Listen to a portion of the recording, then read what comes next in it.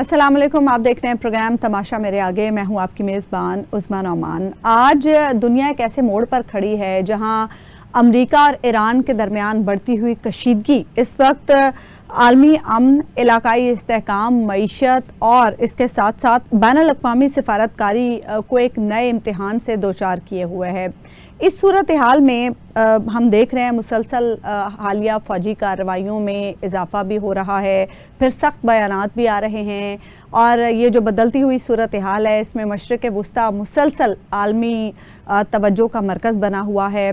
28 फरवरी से ये जो जंग शुरू हुई थी, अब इसमें नया क्या है, इस पर आज हम गुफ्तगू करेंगे। अस्सलाम वालेकुम नईस साहब। वालेकुम सलाम। नईस साहब, कभी ये खबरें आती हैं पिछले 2-3 दिनों में कि जो अमेरिका की फ़ौजी क़यादत है वो जंग के मामले पर कुछ तकसीम है, क्योंकि ये खबर आई कि सेंट्रल कमांड के जो सरबरा हैं एडमिरल ब्रैड कूपर, वो बड़े फ़ज़ाई हमलों के हामी हैं और वो चाहते हैं कि ईरान पर ऐसे फ़ज़ाई हमले किए जाएं जो 2 हफ्तों तक जारी रहें। और जनरल डेन कैन और पीट हेग्ज़िट जो हैं वो चाहते हैं कि एयर डिफेंस स्टॉक को बचाया जाए, तो अभी बड़े हमले ना किए जाएं। फिर आज अमरीकी अखबार ये ख़बर दे रहे हैं कि ट्रंप ने बड़े हमलों का हुक्म दे दिया है कि ईरान पर बड़े हमले किए जाएं। दूसरी तरफ ईरान ये कह रहा है कि अगर ये जो अमरीकी बहरी नाकाबंदी है ये इसी तरह से जारी रही तो इसका असर जो है वो दुनिया को भी भुगतना पड़ेगा। तो आपको ये जो जंग है ये क्या शक्ल अब इख्तियार करती नज़र आ रही है? 2 टर्म मैं इंट्रोड्यूस कराना चाहता हूँ इससे पहले कि हम इस टॉपिक पे हैं। एक जर्मन टर्म है ब्लिट्ज़क्रीग। ब्लिट्ज़क्रीग जो है ये हिटलर की फ़ौज ने यूज़ की थी और उन्होंने कहा था कि बजाय छोटी छोटी स्लो जंग करने के से एक बिजली की कूंद की तरह आए और बिल्कुल तबाही फैल दें और इतना पैनिक और इतना रोब और दबदब करें कि जो है अगलों के जो पाँव उखड़ जाए और फिर उसके बाद उसके बाद जंग जो समेटनी है, करनी है, जो उसके नतीजे वो भोगते हैं। दूसरा लफ्ज़ है एस्केलेशन ट्रैप। एक है एस्केलेशन लेटर, अक्सर हम इस्तेमाल करते रहते हैं जी कि उसने जंग के बढ़ा दी, एस्केलेशन लेटर। एक है ट्रैप जो एस्केलेशन ट्रैप जो है वो ये है कि जब आप जो है एक स्लो बॉल इफेक्ट्स होता है कि आप छोटी छोटी चीज़ें कर रहे होते हैं और आपका ख्याल ये होता है कि आप एक्सलेट करके तो कोई अचीव कर लेंगे, तो छोटे छोटे वाक़यात या बड़े बड़े वाक़यात वो इतना आपको बुरी तरह फंसा देते हैं, उलझा देते हैं कि वहाँ से आप निकल नहीं सकते। तो ये जो अमेरिका है वो पहली जो चीज़ है एस्केलेशन ट्रैप में है। अच्छा। और वो बुरी तरह एस्केलेशन ट्रैप में शुरू में ही बड़े बड़े एनालिस्ट होते, पॉलिटिकल साइंटिस्ट थे, जॉन मीशहाइमर जैसे और जो है जेफरी सैक्स जैसे और बड़े बड़े कर्नल डगलस मैकडोनाल्ड जैसे बड़े बहुत एक बेशुमार थे, दर्जनों थे जो चोटी के थे, जिन जो अमेरिका में बहुत जो इंटेलिजेंस सर्विसेज में रहे, जो वेपन इंस्पेक्टर्स है यूएन के, गहरी नजर रखते हैं डिटेल में, तो वो सारे कहते थे कि एस्केलेशन ट्रैप है अमेरिका। अच्छा, अब वाकतन जो है पहले तो उसके बारे में बातें हो सकती थी, अब ये है कि वाकई एस्केलेशन ट्रैप में है। अब उसका ख्याल है कि एस्केलेशन जो है उसको बढ़ाया जाए और उसमें इस्तेमाल किया जाए जो है ब्लिट्ज़क्रीग टाइप। अच्छा, फर्ज किया ब्लिट्ज़क्रीग को कर दिया जाए कि जी बहुत एक जो है बहुत बड़ा है तूफानी ऑपरेशन करना उन्होंने और क्या ढानी है कारपेट बॉम्बिंग। तो क्या वो 28 फरवरी को जो उन्होंने ऑपरेशन किया था वो क्या था? वो कम था। वो ब्लिट्ज़क्रीग तो था, उनके नजदीक तो ये था कि आनन फानन जाएंगे। अब यही है ना कि वही करेंगे तो वही कुछ, लेकिन उसका 10 गुना कर देंगे। अच्छा, फिर उसके बाद ये देखें कि मत भूलें कि यूक्रेन की वॉर जो है ना वो ट्रंप को विरसे मिली है और वो ज़ाहिर है कि जो बाइडेन के वक्त में शुरू हुई 2022 में, शायद 22 फरवरी को शुरू हुई या 21 फरवरी को, और उस जंग को अब 4 साल से बिग टाइम बहुत बड़ा अरसा है। तो उसका जो असल है वो नेटो नाम की है, सारा यूएसए दे रहा है। ईरान के अंदर इन बिटवीन पिछले साल जब इसराइल ने 12-13 दिन की जंग ली तो उसका भी जो असला है वो अमेरिका दे रहा है। फिर अमेरिका जो है ईरान के साथ पिछले जो 28 फरवरी से लेके आज तक जो ब्लो हॉट ब्लो कोल्ड, कि कभी जंग कभी अमन, 28 दिन की 38 दिन की एक जंग, फिर दरमियान में टिट फॉर टैट, फिर उसके बाद फिर एक पिछले 2 हफ्ते की जंग, और ईरान का उसके बारे में बहुत ही एक प्लानिंग के साथ जवाब। तो वो जो इस सारा अरसा है उसमें उसका बहुत असर डिप्लीट कर गया है। अब तीसरी चीज एक और इनकॉर्पोरेट करें, वो क्या? कि ये जंग जो है, ये जो 21वीं सेंचुरी की जंग है ना, वो 20वीं सेंचुरी की जंगों से मुख्तलिफ है। बिल्कुल। अमेरिका इसको बिल्कुल 20वीं सदी की जंग के तौर पे ले रहा है, जैसे वो अफगानिस्तान में आया, जैसे वो इराक में आया, जैसे वो लीबिया में गया, जहां जहां गया, जो वियतनाम में गया, उसी तरीके से बॉम्बिंग, B-52, वही पेट्रियट मिसाइल, वही सारा कुछ, वही थर्ड मिसाइल जिनसे उसने रोकना है, वही जो उसके जो हैं जितने उसके क्रूज मिसाइल्स हैं, तो वो कोई उसके अंदर नई चीज नहीं आई। अब ईरान, ऐसा क्यों है? मेरा ख्याल है कि उन्होंने जंग को देखा ही नहीं, पढ़ा नहीं है। अगर वो सिर्फ हमारी 4 रोजा जंग जो इंडिया पाकिस्तान की हुई है उसको स्टडी कर लेते, जिसके अंदर ना हम एक घर से बाहर निकले हैं ना इंडियन निकले हैं, और हमने एक दूसरे एक ऐसी तैसी कर दी है, उनके 10, 12, 8 जितने भी जहाज आप गिनती, बकौल ट्रम्प के 12 और वैसे बकौल हमारे वजीर आजम को जो यूएन में स्पीच की तो उन्होंने कहा 7 या 8 जहाज का कहा। तो और वो ज़ाहिर है ऑथेंटिक यूएन स्पीच के प्लेटफॉर्म पे हमारे वज़ीर आज़म कह रहे हैं। लेकिन हम जो चीज़ नहीं बता रहे, वो ये बता रहे कि हम S-400 की जो बैटरी इस्तेमाल की 10 मई को, वो भी हमने यही से मारे। फिर वो ड्रोन, ये सारी चीज़ें जो थी, एक इसकी नेट प्रैक्टिस हो चुकी थी उन लोगों के लिए। हमने तो पूरी जंग लड़ी थी, लेकिन उनके लिए एक बेहतरीन मौका था कि जंग को स्टडी करते, क्योंकि इस जंग के अंदर चीन जो है बगैर शामिल हुए पूरी तरह लड़ा है। अच्छा, अब बात से बात निकलती है, मुझे एक और बात याद आ गई। पहलगाम अटैक के बाद तो चीन ने एक स्टेटमेंट दिया था, उन्हें कहते कि पाकिस्तान की इलाकाई सालमियत और जो उसकी सलामती है वो हमारे लिए टॉप मोस्ट इम्पोर्टेंट है, यानी हम इसको गारंटी करेंगे। हम किसी ने ये नहीं देखा कि चीन ने बैन ही, जब अमेरिका ने हमले किए तो ईरान के बारे में यही स्टेटमेंट दिया। और ये मीनिंग के आप जो है इलाकाई सलामती पे होगी, उसकी किसी जो है जो टेरिटोरियल जो है उसके ऊपर कोई गजन पहुंचेगी तो चीन उसका तहफ़्फ़ुज़ करेगा। अब इन सारी चीज़ों को लेकर अगर हम समअप करें तो मैं समझता हूँ कि अमेरिका जो है, हमने पहले अपने प्रोग्राम में कहा था कि या ये जंग बंद होगी या 48 घंटे के अंदर अमेरिका जो है एक इंतहाई हौलनाक जंग करेगा। अच्छा, ईरान ने 3-4 दिन पहले जो है वो यही अटेम्प्ट किया है आपको कि उन्होंने एक हमला किया जॉर्डन पे। अब ईरान के सामने 2 फेजेस थी। एक फेज वो पहली थी जिसके अंदर उसको ये देखना था कि अमेरिका के उसका जो एग्जिस्टेंशियल थ्रेट था, उसके जो वजूद को खतरा था, उसका उन्हें तहफ़्फ़ुज़ करना था। उन्हें कामयाबी से कर लिया। जब वजूद में को कामयाबी से बचा लिया तो उसकी अमेरिका को उसको जो इफेक्ट्स पड़े वो शिकस्त के पड़े कि अमेरिका अपने हदफ जो है जो उसने वहाँ जो पूरा एक रिजीम चेंज करना था, उन्होंने जो कुछ करना था वो उनको कुछ नहीं मिला, तो ईरान ने कर लिया। अब ईरान ने जो पिछले 13-14 दिन की जंग छिड़ी तो उसमें एक नई चीज उन्होंने इंट्रोड्यूस कराई कि उसने अमेरिका को वहां से उसके अड्डों को बिल्कुल इस तरह बुरी तरह हिट किया कि ना तो कैजुअलिटीज के बारे में पूरा पता चल रहा है, ना वहाँ पे खड़े उनका जो इक्विपमेंट है, जहाज है F-35 जो भी खड़े हैं, लेकिन वो पासदारान ने उसकी वो वीडियो भी दिए सारा कुछ, लेकिन उसकी एक क्वांटिटी एग्जैक्टली ये करना कि पूरा हो सकता है कि पासदारान इनकलाब की भी बात से ज्यादा ईरान का एक और एडवांटेज है कि सारे 4 महीने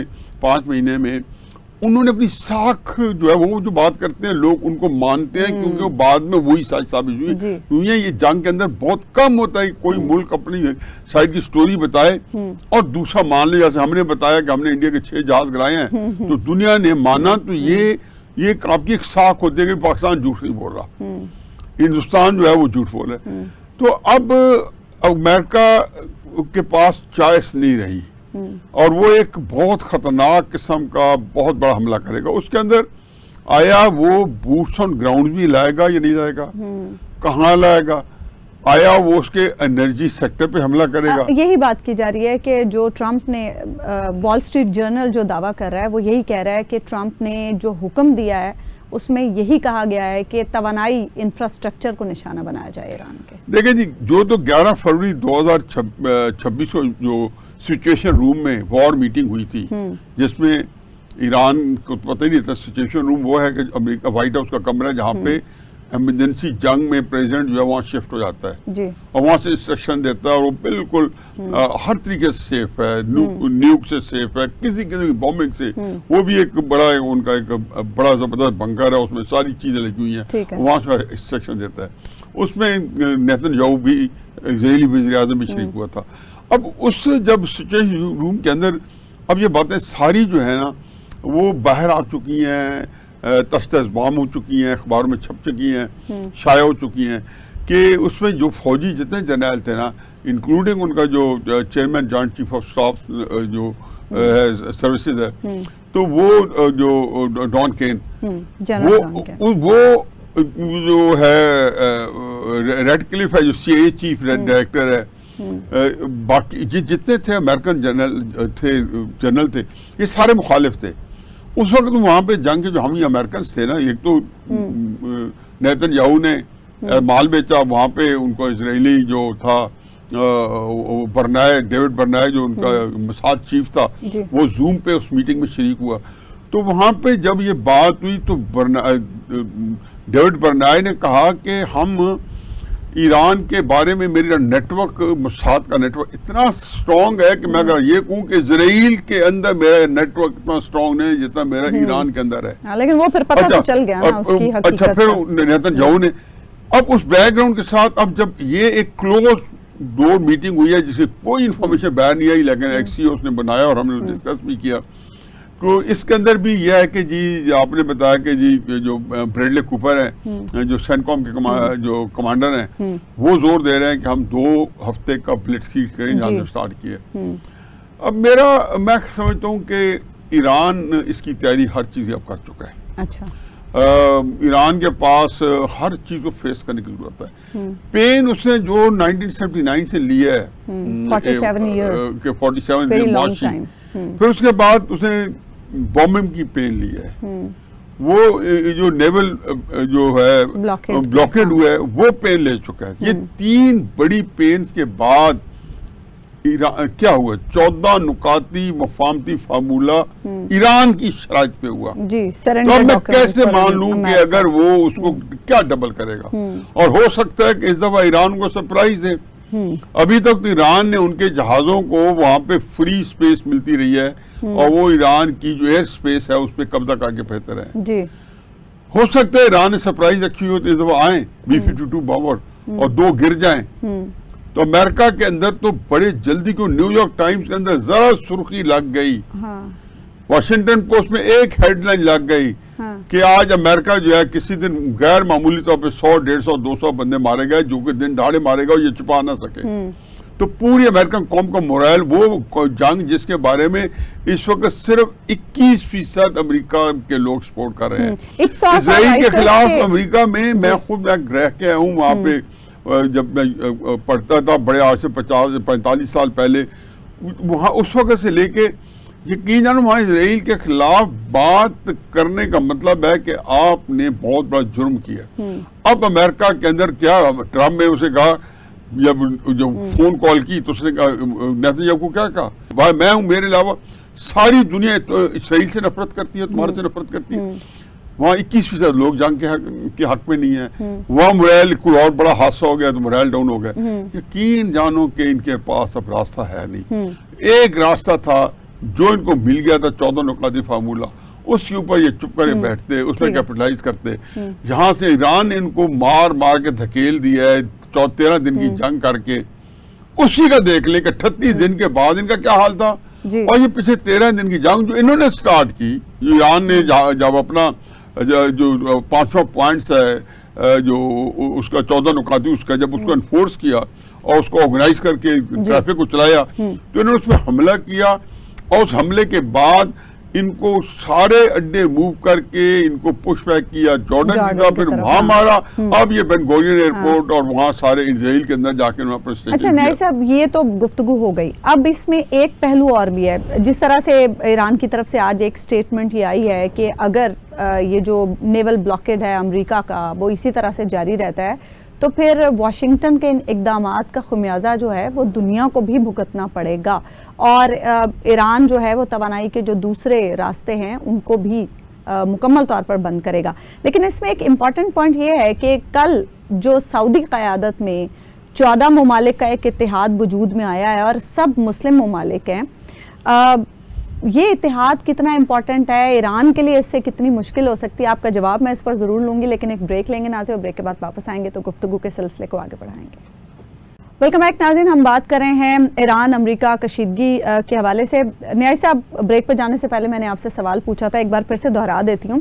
بحیرہ احمر, باب المندب اور خلیج عدن میں چونکہ سچویشن اس وقت گڑبڑ ہے, حوثیوں کا خطرہ ہے باب المندب اور بحیرہ احمر میں, تو جہاز رانی کے تحفظ کے لیے سعودی قیادت میں 14 مسلم ممالک کا ایک اتحاد تشکیل میں آیا ہے. کیا لگ رہا ہے آپ کو یہ اتحاد کتنی اہمیت کا حامل ہے اور ایران کے لیے کیا مشکلات پیدا کر سکتا ہے؟ دیکھیں جی, پہلی بات تو یہ ہے کہ جو ہوتی ہیں, ہوتی تو نہیں اصل میں تو انصار اللہ ہے, اور اس کے اندر چونکہ انہوں نے امریکہ نے اپنی ٹرمز ایجاد کی ہوئی ہیں, میڈیا اسی کو اڈاپٹ کر کے پھر رہا ہے, تو اب زیادہ تر لوگ ہوتی ہی جانتے ہیں. وگرنہ یہ 2002 کے اندر انصار اللہ جو ہے وجود میں آئی تو اس کے بیک گراؤنڈ میں جائے بغیر, تو یہ تو ایران کے وہ ایسٹس ہیں جو کہ ایران جو ہے ان کو, چاہے حزب اللہ ہے چاہے ہوتی ہے, جو کہ اپنے طور پہ وجود میں, ایران نے نہیں بنایا ان میں, نہ حزب اللہ کو بنائی, ہم نے کسی موقع پہ ڈسکس کر چکے ہیں ان کو پہلے بھی, نہ حماس ایران نے بنائی ہے. لیکن بہرحال یہ تینوں جو ہیں ایران کے دست بازو ہیں. اب ایران نے ان کو 38 دن جنگ میں باب المندیب کو نہیں استعمال کیا, لیکن جیسے ہی یہ جو 13 دن کی جنگ یا 2 ہفتے کی جنگ جو ہے یہ جو ابھی چند دن پہلے ختم ہوئی, اس کے دوسرے دن ہوتیوں نے باب المندیب بند کر دیا. یہ یہاں سے جاتا تھا تقریباً 22% آف دا ورلڈ جو آئل ہے, یا 20% کر لیں دنیا کا تیل جو ہے, وہ جاتا تھا آبنہ ہرمز سے. لیکن اس کی ساری جو اس سچویشن میں, چونکہ یہاں کئی جنگیں ہو چکی تھی, عراق کی ہو چکی تھی, یہ بند کبھی نہیں ہوئی تھی, تو سعودی عربیہ نے یمبو سے اپنی جو ایک بائی پاس بنا دیا تیل کا, جہاں سے 7 ملین بیرل اے ڈے وہاں سے وہ ایکسپورٹ کر رہا تھا. تو یہ ہو گیا تقریباً یہ کہ وہاں 13 ملین رہ گیا تھا. 13 ملین میں سے بھی 1-2 ملین جو ہے ایک اور ہے, وہ اس کو تو خیر ایران نہیں ہلنے دیتا, وہ یو اے ای نے ایک بائی پاس کیا ہوا ہے عمان کے راستے کو, ان کا اپنا ایک علاقہ جو ہے عمان گلف ہے جو, تو اس کو خلیج عمان اس میں سے گزرتا ہے. تو اب بنیادی طور پہ ایران کا یا ہوتیوں کا جھگڑا اس وقت سعودی عربیہ سے نہیں ہے. ان کا جھگڑا یہ ہے کہ کسی طریقے سے اس آئل کو, یہ جو کرائسس ہے, بحران ہے, ایسا پیدا کیا جائے کہ جو کئی سالوں تک پھر دنیا نہ, اگر ہم تو ڈوبے صنم, تم کو بھی لے ڈوبیں گے. اس کا پہلے بھی اثر ہوا ہے کہ تیل جو ہے یہ 114 پہ, بلکہ ایک موقع پہ تو 122-123 تک بھی پہنچا ہے جو برینٹ کروڈ آئل ہے اور اس کی قیمت. دوسری بات یہ کہ جو امریکہ کے اندر ڈیزل یوز ہوتا ہے وہ سارا گلف سے جاتا ہے, تھوڑا کینیڈا سے بھی آتا ہے, تھوڑا میکسیکو سے بھی آتا ہے تھوڑا, لیکن جو ان کی بلک یوز ہے وہ, اور انہوں نے امریکہ میں ڈیزل کے بغیر امریکہ رک جاتا ہے. ان کا جو اپنا آئل ہے اس کو سویٹ آئل کہتے ہیں, یہ سور آئل کہتے ہیں اس کو, جو یہاں سے جاتا ہے.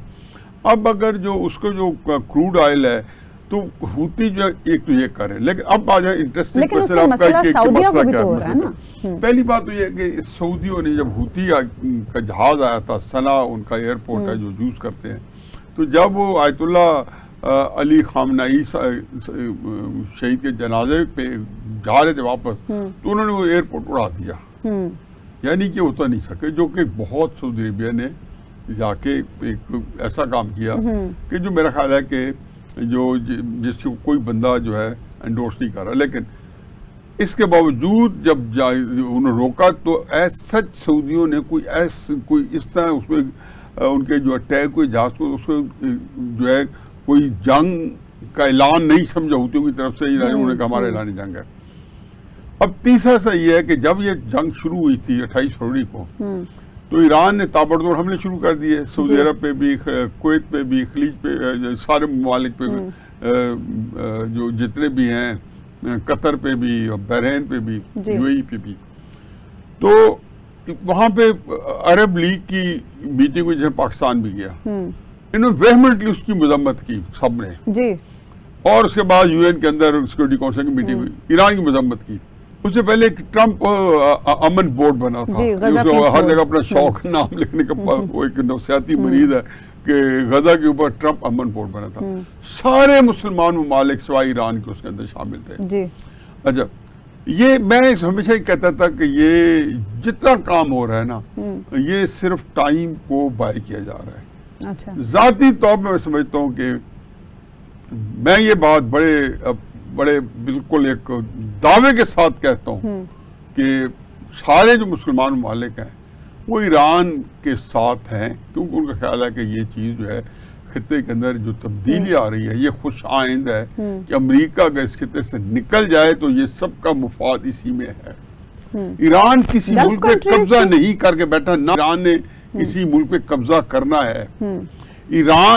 امریکہ ان ملکوں پہ قبضہ کر کے بیٹھا ہے، کوئی ملک نہیں چاہتا کہ دوسرا ملک آگے اسی فوجیں بٹھا کے، امریکہ تو ان کا سیکیورٹی پرووائڈر تھا اور ختم ہو گیا، سیکیورٹی تو نہ ملی نا، بیچارے سب سے زیادہ تو سفر کیا ان ملکوں نے، ان کا تو کوشچن ہی بنتا ہے۔ ابھی سعودی وزیر جو تھا وزیر خارجہ 2-3 دن پہلے گیا اور وہ یہ کہنے کے لیے گئے کہ آپ جنگ نہ بڑھائیں، کہ انہیں پورا اسے باقاعدہ یہ سٹیٹمنٹ دیا کہ انہوں نے کہا سفارتی حل چاہتا ہے سعودی عرب نے، تو کیا مسئلہ ہے کہ کوئی بندہ ہی نہیں چاہتا۔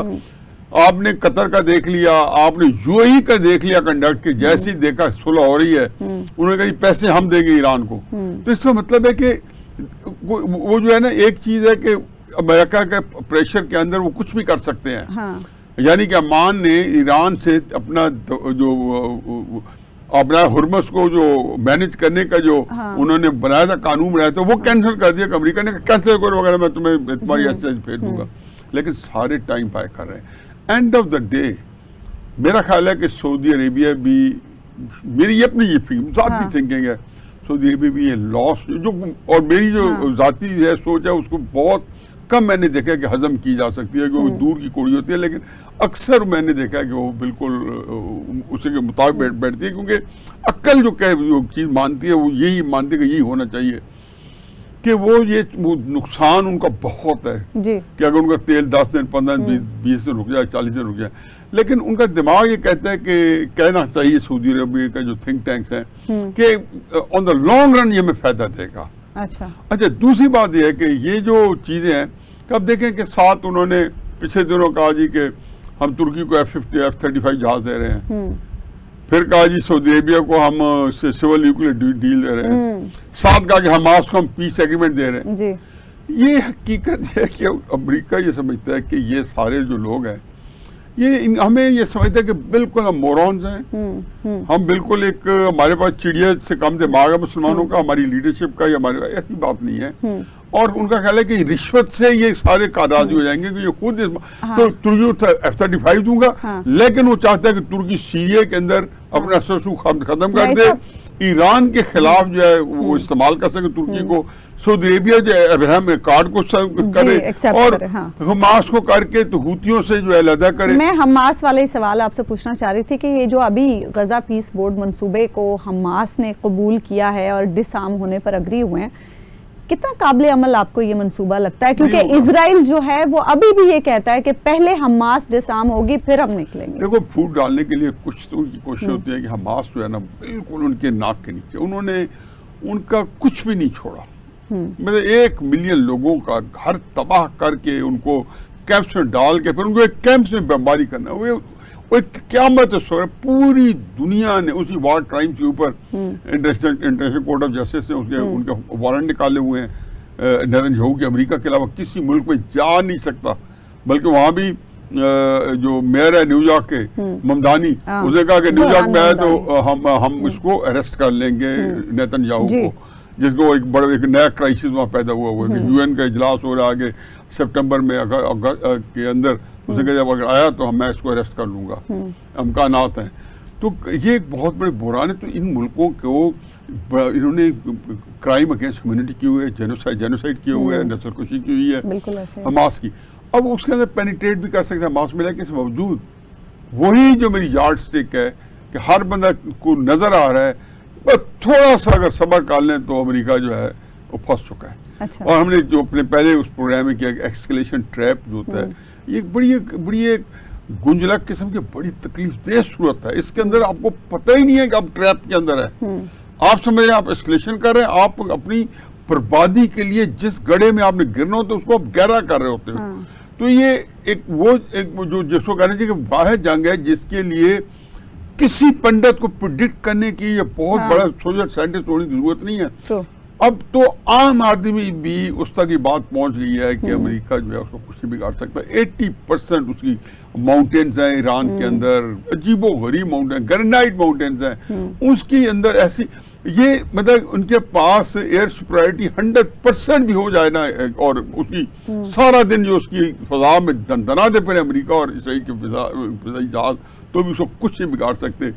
ایک ڈرون جو ہے ٹرک کے اندر لوڈ کر کے وہ کسی جگہ سے اس کو آن کر دے اور پھر کسی جگہ چلے جائے۔ وہ ان کے پاس تو وہ سٹنگر میزائلز کی بھی ہم سنتے ہیں، اور پھر چائنا سے جو ابھی پچھلے دنوں میں بات ہو رہی تھی، چائنا سے جو انہوں نے جو میزائل آئے ہیں، ٹھیپ آئے ہیں، ان کے اپنے شولڈر ماؤنٹڈ ہے، بے شمار چیزیں ایسی ہیں کہ جو انہوں نے ان کے پاس آ گئے، جو وہ جہاز سے بہت سی چیزیں جو ہیں وہ ان کا جو نظام ہے کم خرچ بالا نشی ہے۔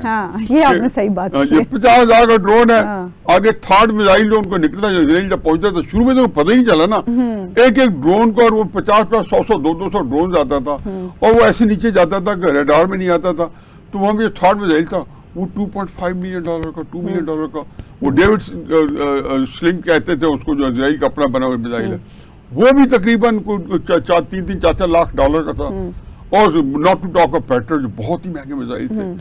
تو ان کا نظام بڑا امریکہ کا تھا، وہ بڑا یعنی آپ کی بات سے میں نے یہ ازیوم کیا ہے کہ آپ کہہ رہے ہیں کہ یہ جو اتحاد بن رہا ہے، اگر لڑائی ہوتی یا اتحاد ہوتا یمن کے خلاف تو میں وہی کرتا کہ نہیں ہونا چاہیے۔ یہ صرف ٹائم بائی کیا جا رہا ہے امریکہ کو جو ہے کے لیے سپیس کے، یہ نہ ہو کہ کوئی گڑبڑ نہ کر دے، جتنا پھنسنا ہے اس نے اور پھنس لے۔ میرا خیال ہے کہ وہ پین برداشت کر لیں گے سارے، ان کے انڈرسٹینڈنگ ہے۔ سعودیوں میں ایرانیوں میں رابطہ ہے، ایرانیوں میں عراقیوں میں رابطہ ہے، ایرانیوں میں اور قطر میں رابطہ ہے، یمن میں اور ان میں رابطہ ہے، تو اس کے اندر پاکستان کا تو رابطہ ہارے کو پتہ ہے کہ ایران کے ساتھ۔ اللہ کرے آپ جو کہہ رہے ہیں ایسے ہی ہو۔ ایک بریک ہم لیں گے ناظرین، اور بریک کے بعد واپس آئیں گے تو بات کریں گے آزاد کشمیر کی صورتحال کی۔ ویلکم بیک ناظرین، اب ہم بات کریں گے آزاد کشمیر کے حوالے سے، جو مختلف وجوہات کی بنا پر اس وقت نہ صرف ملکی بلکہ بین الاقوامی توجہ کا مرکز بنا ہوا ہے، کیونکہ انتخابات کا پہلا مرحلہ آزاد کشمیر میں مکمل ہو چکا ہے۔ میر پور ڈویژن میں 27 جولائی کو انتخابات ہوئے تھے، اور اب انتخابات کا دوسرا مرحلہ کل یعنی 2 اگست کو ہونے جا رہا ہے مظفر آباد ڈویژن میں، اور مظفر آباد کے 3 اضلاع میں کل پولنگ ہوگی۔ سیاسی جماعتوں کے اس پر جو تحفظات سامنے آ رہے ہیں، اور بلاول بھٹو اس ضمن میں جو مطالبات کر رہے ہیں، ان پر بھی ہم گفتگو کریں گے، اور اس کے ساتھ ساتھ جو احتجاج کی صورتحال ہے نیاز صاحب، BBC جو رپورٹ کر رہا ہے مظفر آباد کے حوالے سے، وہ خبریں تو تشویشناک ہیں۔ میرا خیال ہے میں نے تو جی خود معلوم کیا ہے، پر کہیں پہ بھی کچھ بھی ہو، احتجاج ہو تو اس کا نوٹس لینا چاہیے اور اس کو سیریس لینا چاہیے، چاہے اس میں 2 درجن بندے ہوں، 2000 بندے ہوں یا 2 لاکھ بندے ہوں۔ مظفر آباد میں کل جمعے کی نماز کے بعد کچھ مسجدوں کے باہر لوگ اکٹھے ہو گئے، تو پولیس نے ان کو منتشر کیا اور آنسو گیس پھینکی ہے۔ آنسو گیس جب بھی چلتی ہے تو ہم بھی چونکہ 70s سے خود میں ایکٹیوسٹ رہا ہوں، تو ہوتا یہی ہے کہ گولی چل گئی، اور اس کے بعد اگلا ہمارا یہ ہوتا ہے جی کہ جب ہم خود احتجاج کر رہے ہوتے تھے، یہ لاشیں گر گئیں، اچھا تو ہم جو کسی کو 5 بتاتے تھے تو اگلا بندہ اس کو 10 بتا دیا کرتا تھا. تب سوشل میڈیا نہیں تو ہوتا تھا 70s میں, تو وہ 10 کا دیتا تھا, 10 سے 15 20 اور شاید, اور پھر کاؤنٹ ڈاؤن ہوتا تھا تو 2 4 1 2, جب ایک بندے کی بھی جان چلی جانا ایک افسانہ ہوتا ہے. جی میرا خیال ہے مظفر آباد میں کوئی جانی نقصان تو نہیں, کوئی لمبا چوڑا نہیں ہوا جو پہلے کچھ سننے میں ہمیں آیا تھا راولا کوٹ میں. جی لیکن بہرحال یہ جو ٹینشن ہے اس کا حل تو نکلنا ہے, اور وہ بھی ڈیورنگ انتخابات. اور انتخابات کل اب مظفر آباد ڈویژن کے پورے کے انتخابات ہو رہے ہیں جس میں نیلم ویلی بھی ہے, اور آپ بتا رہی تھی کہ جہلم ویلی بھی ہے جی مظفر جو اس آباد کا شامل ہے, اس کا حصہ ہے. تو اس میں انتخابات میں بھی ہو جائیں گے, کیونکہ آپ اگر علاقوں میں گئے ہو, میں چونکہ ان علاقوں میں بہت گیا ہوا ہوں, تو مظفر آباد اٹ سیلف شاید پورے شہر کے جو ہے نا ایک کانسٹیٹوئنسی کا ایک حصہ ہو, یا شاید ایک کانسٹیٹوئنسی بن جائے جو اگر 10-11 ہیں تو. اور وہ بھی کوئی متاثر نہیں ہونے دیتا کہ کینڈیڈیٹس جو ہوتے ہیں خود بھی اپنا بندوبست کر لیتے ہیں. ڈیفینیٹلی 8-10-15 پولنگ اسٹیشن شاید, چونکہ آج کل کی ٹینشن ہے 10-12 پولنگ اسٹیشن متاثر بھی ہوں. میرے نزدیک ایشو اس سے زیادہ کہیں سنجیدہ یہ ہے کہ پورے ملک کے اندر جو ہے ایک جو پولیٹیکل انریسٹ ہے, اور یہ سارا انٹرٹوائنڈ ہے, انٹر کنیکٹڈ ہے. جی چاہے یہ انریسٹ کراچی کا ہے, چاہے یہ انریسٹ کوئٹہ کا ہے, چاہے یہ انریسٹ پشاور کا ہے, چاہے لاہور کا ہے, چاہے اسلام آباد کا ہے, چاہے کہیں کا ہے, یہ سارے جو ہیں یہ آپس میں ان میں ربط ہے. میں اس بات کے اندر بڑی درد مندی کے ساتھ لکھ تھکا ہوں, اور کہ آپ خدا کے واسطے پاکستان کی ایک ہی چیز جو ہمارے حکمران ہیں, جو جن کے پاس سیاست و فیض کے پاکستان کے مالک ہیں, ایک ہی چیز ہمیں دے جائیں, اور وہ پولیٹیکل سٹیبلٹی دے جائیں. میں آپ کو شرطیہ کہتا ہوں کہ آپ کو جو چاہیے میں آپ کو دوں گا. آپ کو پاکستان کے اندر امن امن چاہیے میں دوں گا, آپ کو پاکستان میں خوشحالی چاہیے میں دوں گا. میں کیا دے سکتا ہوں؟ میں نے 77 کے اندر 78 کے اندر زندگی میں 2 فیصلے کیے تھے. ایک فیصلہ میں نے یہ کیا تھا کہ میں پاکستان میں پریکٹیکل پالیٹکس میں نہیں آؤں گا. یہ جب میں اسٹوڈنٹ تھا, ابھی میں پڑھائی میری ختم نہیں ہوئی تھی, پڑھائی میری بہت بعد میں ختم ہوئی تھی. اور دوسرا میں نے یہ فیصلہ کیا تھا کہ میں حکومت پاکستان کی نہ نوکری کروں گا نہ کاروبار کروں گا. میں یہ باتیں 2 کیوں کی ہیں, اور یہ بات جب میں عمران خان کے ساتھ تھا, اور جب میرے ہم دونوں میں ہوا نہیں گزر سکتی تھی, تو میں اس کی پارٹی کو جوائن نہیں کی تھی. میں ان کے ساتھ بہت ان کی مدد کرتا تھا ہر چیز میں. میں نے کہا جی آپ کو جو بات سب سے زیادہ مجھ سے فائدہ یہ ہے کہ مجھے آپ کی پارٹی سے کوئی مفاد نہیں ہے. اب آپ کے کوئی ویسٹڈ انٹرسٹ نہ ہو, آپ کا کوئی مالی منفعت نہ ہو کسی نظام کے ساتھ, تو کم از کم آپ کی جو رائے ہے اس کے اندر ایک دیانتداری کا عنصر آ جائے گا, چاہے کتنے آپ اوپینینیٹڈ ہو, کتنے آپ جو ہے آپ کے قابلیت کم ہو, اور اسی وجہ سے آپ کا جو خیال ہے اس کے اندر تھوڑی بہت کمی پیشی ہو جائے. یہ 2 باتوں کے ساتھ پوری زندگی گزار دی ہے. اس میں تھوڑی بہت وائلیشن پتہ ہوئی ہے, یہ نہیں ہوئی, لیکن نہ ہونے کے برابر کہ آج مجھے کسی سے کوئی غرض نہیں. یہ بات میں کیوں کر رہا ہوں, یہ کشمیر سے آپ کیسے کنیکٹ کرنا چاہ رہے ہیں؟ میں اس لیے کر رہا ہوں کہ جو لوگ اس وقت ہمارے فیصلہ ساز ہیں, ان کے ساتھ جو لوگ ان کو مشاورت کرتے ہیں, جو کہ مشیر ہیں, ان کے ویسٹڈ انٹرسٹ ہے, اور ویسٹڈ انٹرسٹ والا آپ کو صحیح مشورہ نہیں دیتا. صحیح کہہ رہے ہیں. اب کشمیر سے زیادہ تو ہم یہ دیکھ رہے ہیں کہ جی یہ چیز جو ہے اصل تو آپ کا پریشانی یا میری پریشانی یا آپ کے سوال کے اندر جو کچھ پوشیدہ ہوئی ہے کہ جی جو پاکستان کے اندر جو ہے حالات کو ٹھیک ہونا چاہیے, ملک کو آگے جانا چاہیے. لبِ لباب تو یہ ہے نا, مظفر آباد سے جڑی چیز یہی ہے, براول کوٹ سے جڑی چیز یہی ہے, کسی ملک کے اندر دوسری جگہ پہ کوئی چیز ہو جاتی ہے تو جڑی چیز یہی ہے. اس کی وجہ یہ ہے کہ ایک پولیٹیکل جو ہے جو انسٹیبلٹی ہے, سیاسی عدم استحکام ہے, اور یہ وجہ یہ کہ وہ صرف ٹھیک اس لیے نہیں ہو سکتا کہ جو لوگ مجھے مشورہ دے رہے ہیں ان کے ویسٹڈ انٹرسٹ پہلے آتے ہیں, ان کا جمع تفریق نفع نقصان ہوتا ہے. پھر وہ دیکھتے ہیں کہ میں نے ایک ٹویٹ لکھی اور میں نے کہا جی کہ یہ جو محسن نقوی صاحب جو ہیں, انہوں نے جو ایز اے وزیر داخلہ جو کام کیا ہے یہ نہیں کرنا چاہیے تھا. یہ بہت بڑا بحران ہے کسی حکومت کا, کچھ وزیر داخلہ اس طرح کھڑے ہو کے اس کو مشورے دے رہا ہو اور اپنے وزیر اعظم کو کہہ رہا ہو کہ آپ کے نظام ختم ہو گیا. اب تو میں نے کیوں کہا تھا؟ کیونکہ وہ ان کے وزیر تھے اور وہ کر نہیں سکتے تھے. لیکن اگر فرض کیا میرے حکومت کا مالی مفادات ہوتے، میرے ویسٹ انٹرسٹ ہوتے، تو میں کہہ سکتا تھا کہ وزیر اعظم صاحب یا آپ استعفیٰ دے دیں یا ان کو برخاست کر دیں. کیونکہ میں نے کہا مجھے تو دونوں سے میرے ایک ذاتی تعلق ہے، شہباز شریف صاحب سے بھی ذاتی تعلق ہے اور بہت اچھا تعلق ہے. بڑی میں ان کا شکر گزار ہوں، بہت عزت کرتے ہیں شہباز صاحب میری. اور حسن سے تو آپ کہہ رہے ہیں کہ کشمیر کا مسئلہ حل کرنا ہے تو ایسے لوگوں سے جان چھڑائیں. کرنے والے تو یہی ہے نا، کچھ کے نام ہم لے لیتے ہیں، کچھ کے نام ہم نہیں لیتے. لیکن اس کا مطلب یہ ہے کہ ان کو بھی یہ بات جو ہے اگر نہیں لیتے تو ان کے یہ نفع میں نہیں ہے کہ میں نام نہیں لے رہا ہوں. ان کے فائدے میں یہی ہے کہ وہ بھی ہر بندہ اپنی قمیض کا ایک آدھ بٹن ضرور کھولے، اپنے گریبان میں ضرور جھانکے کہ یہاں پہ کیا ہو رہا ہے کیا نہیں ہو رہا، ملک کو کدھر لے کے جا رہے ہیں. یہ کون نکالے گا کسی گڑھے میں گر گیا؟ کیا اسی طرح ہوگا کہ 16 دسمبر 1971 آ جائے گا اور پھر یحییٰ خان کی تقریر سننی پڑے گی اور کہنا پڑے گا کہ جی ہم ایک جنگ ہار گئے لیکن آگے بڑھتے جائیں گے؟ دیکھیں ملکوں کے اندر آپ اتنی بڑی ترقی کر رہے ہیں. یہاں پہ پروین ثانی ہے، ایک انڈین ڈیفنس اینالسٹ ہے، 2-2.5 گھنٹے پہلے اس کا فورس پہ پھر پروگرام آیا ہے. پہلی بات یہ کروں گا آپ کے پروگرام سے اٹھ کے میں پروین ثانی کا دیکھوں گا. وہ اس کو اب امریکہ کے بڑے بڑے یوٹیوبر بڑے بڑے چینل لیتے ہیں. میں یہ بتا رہا ہوں وہ جب بات کرتا ہے پاکستان کی اتنی تعریفیں کرتا ہے، جب وہ کہتا ہے تو آخر میں کہتا ہے کہ ان کو اپنے ملک کے حالات کو ان کو دیکھنا ہوگا، یہ ٹھیک کر دیں. کیوں کہتے ہیں؟ اسے پتہ ہے کہ جی یہ ساری چیزیں جب آ کے اس کے ساتھ کوریلیٹ نہیں کریں گی تو ستیہ ناش ہو جائے گا. کیسے ان چیزوں کا فائدہ اٹھا سکتے ہیں جو ملک پاکستان جو ہے پوری دنیا کے اندر جب اس مقام پہ پہنچے تو یہاں کیسے پہنچے گا؟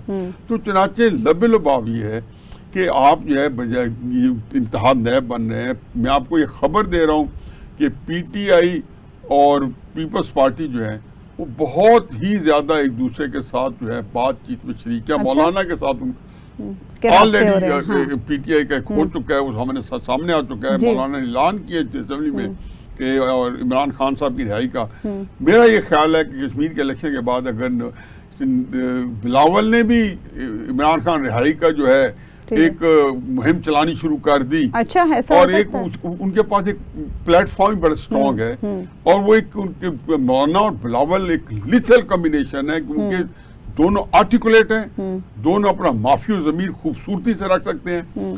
تو یہ میرا خیال ہے کہ ان ساری چیزوں سے کو ہونے دیں، کوئی فرق نہیں پڑتا. لیکن اگر آپ پولیٹیکل سٹیبلٹی لانے کے لیے آپ کو جو پاکستان کی اکثریتی عوام ہے وہ ایلین بنی ہوئی ہے، وہ ملک میں اجنبی ہے، ان کو آن بورڈ کریں.